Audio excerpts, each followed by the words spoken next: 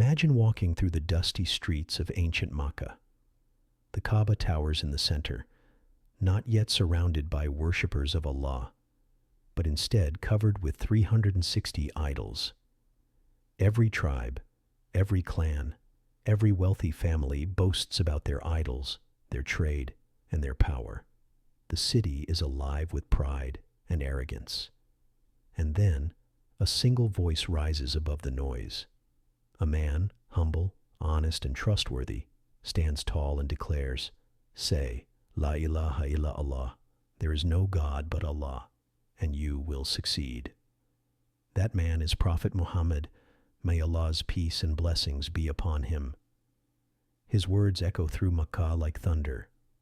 Some hearts soften, some ears perk up, but others, they fill with rage. Because these words don't just call for worship, they demand the destruction of pride, wealth, and idols. Among those whose pride was wounded the most was not a warrior, not a tribal leader, but a woman with a tongue sharper than swords, with a heart hardened by arrogance, and with a hatred so deep that it earned her a place in the Quran itself. Her name was Jamil, the wife of Abu Lahab, the Prophet's own uncle. Together, they became the most notorious enemies of Islam. While Abu Lahab used his wealth and power, Jamil used her voice, her venom, and her cunning. She mocked, she slandered, and she plotted with a passion unmatched by anyone else in Makkah. The people called her Hammālat al-Ḥaṭab, the carrier of firewood. But she carried more than wood. She carried the fuel of hatred, throwing it into the fire of disbelief, hoping to burn down Islam before it could grow. Yet Allah exposed her in the Quran. He sealed her fate forever in Surah Al-Masad, a surah recited by millions of Muslims every single day, reminding the world of her arrogance and her downfall. This is not just the story of a woman. It is the story of how pride can blind a person, how arrogance can destroy a legacy, and how even the strongest enemy of Islam cannot escape the decree of Allah. Welcome to the Inspired Muslim. Today we bring you the chilling story of Jamil, the most feared woman in Islamic history. But when Prophet Muhammad, may Allah's peace and blessings be upon him, stood up with a message that shook their very foundation. Worship Allah alone, leave your idols and submit to Him. The balance of Makkah changed forever. Some people felt hope, some felt curiosity, but others, they were filled with rage. Their pride couldn't handle it, their arrogance couldn't accept it. And among those who rose in fury was not just a man, but a woman whose name would be remembered in shame until the end of time. Her name was Jamil, the wife of Abu Lahab.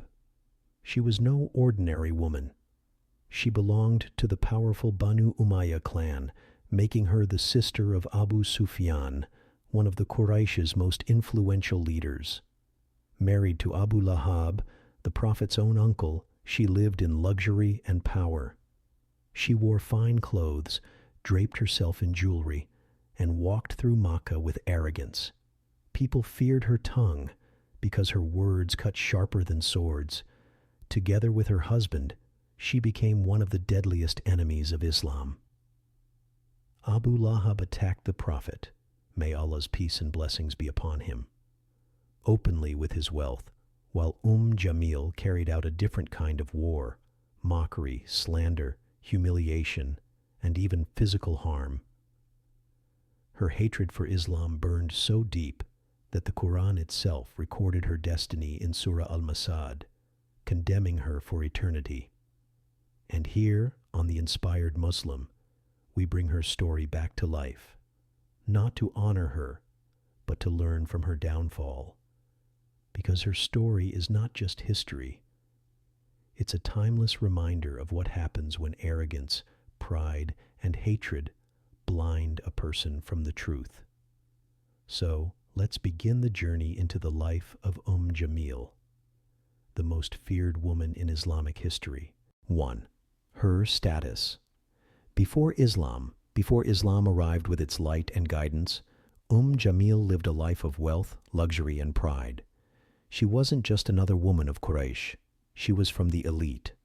Her real name was Arwa bint Harb ibn Umayyah, the sister of Abu Sufyan, the leader of the Umayyah clan.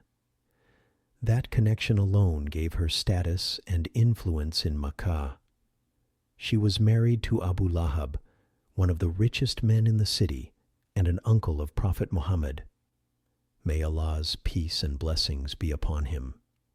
Together, they were seen as a powerful couple. Their home was filled with fine clothes, golden jewelry, and servants.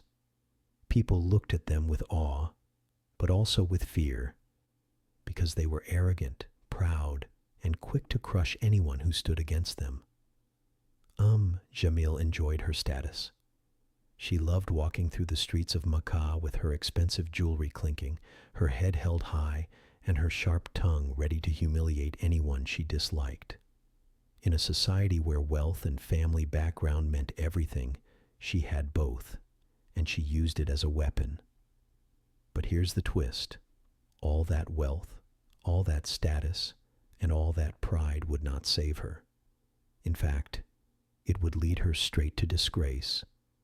Because when Prophet Muhammad, may Allah's peace and blessings be upon him, began calling to Islam, she didn't just reject the message, she became one of its loudest enemies. And hey, before we move deeper into this powerful story, make sure you subscribe to The Inspired Muslim so you never miss more eye-opening stories from the golden age of Islam. 2. Her hatred towards Prophet Muhammad. May Allah's peace and blessings be upon him. When the Prophet Muhammad, may Allah's peace and blessings be upon him, stood before his people and called them to worship Allah alone, it was not just a spiritual challenge, it was a direct threat to the pride and traditions of the Quraysh. For Jamil, this was unbearable. How could her husband's nephew, a man she saw as equal to her own children, suddenly claim to be a prophet of Allah? To her, this was an insult. To her, this was humiliation. Her hatred grew quickly, burning like fire in her heart. But unlike others who showed their anger in silence, Jamil chose her tongue as her weapon. And trust me, her tongue was sharper than any sword. She mocked the prophet, may Allah's peace and blessings be upon him, in public, hurled insults at him, and spread lies behind his back. She would laugh loudly whenever he passed, and encourage others to join in mocking him. The people of Makkah even gave her a nickname, Hammālat al-Ḥaṭab, the carrier of firewood. Why? Because she literally carried thorns, sharp branches, and bundles of wood, placing them on the paths where the prophet, may Allah's peace and blessings be upon him, walked, hoping to injure him. Her mission became clear. She would use her voice, her tongue, and her influence to attack Islam at every turn. If Abu Lahab cursed the prophet, may Allah's peace and blessings be upon him, she would add poison with her words. If the Quraysh planned a boycott, she would cheer them on. She wasn't just a bystander, she was a full participant in the war against the truth. But here's the striking part. While she thought her words were powerful, Allah revealed verses in the Quran that silenced her forever. She insulted, she mocked, she plotted. But Allah exposed her in Surah Al-Masad, declaring her fate for the world to know until the end of time. And if you're finding this story eye-opening, don't forget to hit subscribe to The Inspired Muslim. 3. Her role in the oppression of early Muslims. As the message of Islam spread, it wasn't just Prophet Muhammad, may Allah's peace and blessings be upon him, who faced mockery. His followers did too. And Jamil, she made sure of it. She saw the new Muslims as weak, poor, and foolish for abandoning the traditions of their ancestors. To her, they were traitors. To her, they were beneath her status. Side by side with her husband Abu Lahab, she pushed for every possible measure to crush Islam before it could grow. When the leaders of Quraysh plotted a boycott against the Muslims, cutting them off from food, trade, and even marriage, Jamil was one of the loudest voices of support. She fueled the fire, urging her husband and his allies to tighten the noose on the believers. And when Muslims were mocked in public, she didn't stand quietly. She raised her voice, insulted them, and stirred the crowd against them. Her sharp tongue spread rumors about the Prophet. May Allah's peace and blessings be upon him, trying to paint him as a liar, a magician, even a madman. But it wasn't just words. She used her hands too. As the carrier of firewood, she would scatter thorns and harmful objects on the paths the Prophet, may Allah's peace and blessings be upon him, and his companions used. It wasn't random, it was targeted cruelty. Can you imagine? A wealthy woman, with fine jewelry hanging from her neck, sneaking into the night just to scatter thorns for a man who only called people to worship Allah. That is how far hatred can blind a person. And if you're still with me on this journey, don't forget to subscribe to The Inspired Muslim, because what comes next is even more shocking. 4. The Quranic condemnation, Surah Al-Masad. Out of all the enemies of Islam in Makkah, chieftains, warriors, and wealthy men, only 2 people were condemned by name in the Quran, Abu Lahab and his wife, Jamil. Allah revealed in Surah Al-Masad, Surah 111, "Perish the hands of Abu Lahab, and perish he. His wealth and his children will not benefit him. He will burn in a fire of blazing flame, and his wife, the carrier of firewood, around her neck will be a rope of palm fiber." These verses shook Makkah. Jamil, who once flaunted her jewelry and necklaces, would meet her end with a rope of rough palm fiber around her neck. Her pride turned into punishment. This was not just humiliation, it was eternal exposure.